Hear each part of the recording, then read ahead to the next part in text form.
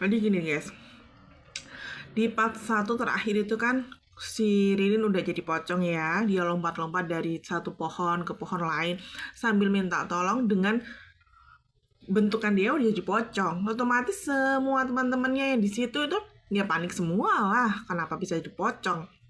Tapi tiap mereka mau bantu tuh mereka bingung. Karena kalau dia kejar si Ririn, ini juga lompat. Lari ke sana, ke pohon satu, ke pohon yang lainnya. Jadinya bingung mau nolongin. Akhirnya mereka mutusin untuk turun nih. Turun ke desa.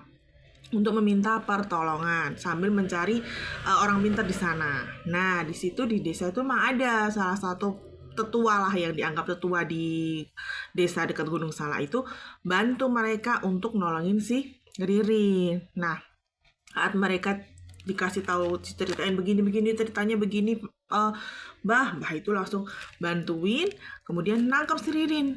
Nah, saat mereka nangkep si Ririn, mereka naik ke atas nih.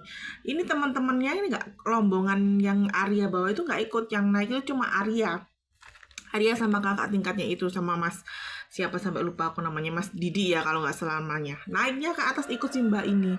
Dan saat naik ke atas dengan ritual ya, Mbahnya baca, entah baca apa, minta petunjuk sama yang punya Gunung Salak. Nah, di situ Arya juga shock karena dia melihat makhluk yang tinggi sekali. Pokoknya tinggi bahkan melebihi pohon yang ada di hutan Gunung Salak itu. Tinggi, hitam, bentuknya kayak pohon, tapi dia bukan pohon, dia punya wajahnya tuh wajah kakek tua gitu.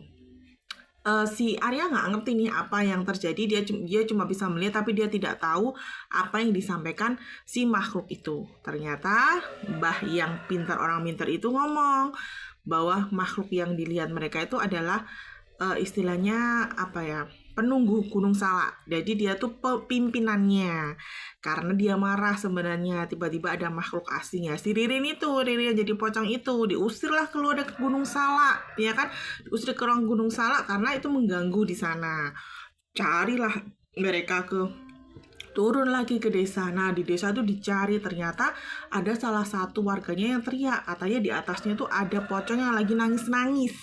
Dilarilah, dikejarlah di sana, benar. Dan itu ya bes ya, di titik ini tidak hanya Arya dan Mas Didi aja yang lihat, tetapi semua warga yang ikut mencari Ririn malam itu melihat Ririn di atas genteng jadi pocong sambil nangis, tolong ya aku, tolong, kayak gitu. Tapi bentukannya pocong,